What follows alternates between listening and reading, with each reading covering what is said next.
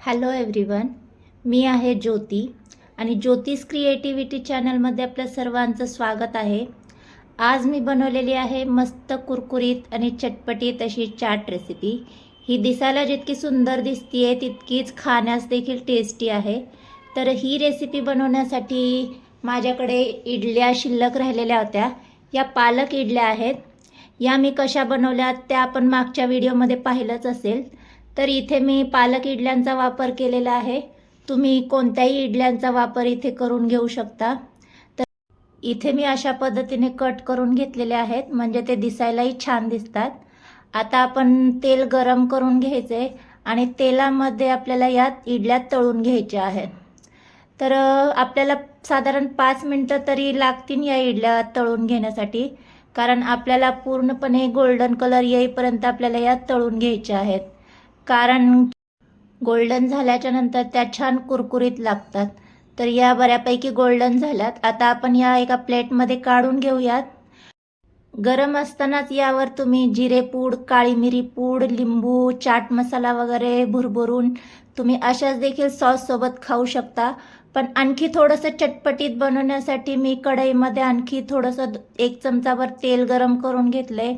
मोहरी आणि जिरे तडतडून घ्यायचे। इथे कांदा, शिमला मिरची आणि 2 हिरव्या मिरच्या या बारीक चिरून घेतलेल्या आहेत। त्या आपण तेलामध्ये 1-2 मिनिटं परतून घ्यायच्यात, म्हणजे आपल्याला शिमला मिरची आणि कांदा थोडाफार सॉफ्ट करून घ्यायचा आहे। आता यामध्ये हळद, तिखट आणि चवीनुसार मीठ घालून घ्यायचे। मीठ आपल्याला वेतानेच घालायचे, कारण आपल्या इडल्यांमध्ये देखील मीठ आहे। तर मिनिटभर परतून घ्यायचे। आता त्यामध्ये आपल्याला तळलेल्या इडल्या घालून घ्यायच्या आहेत।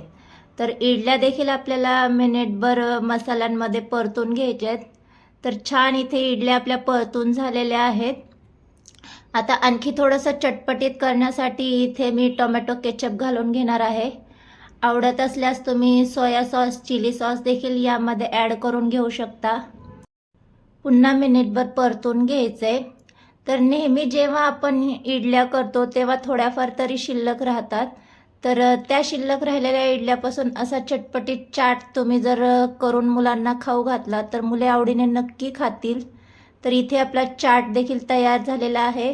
तर आता आपण सर्व करून घेऊयात।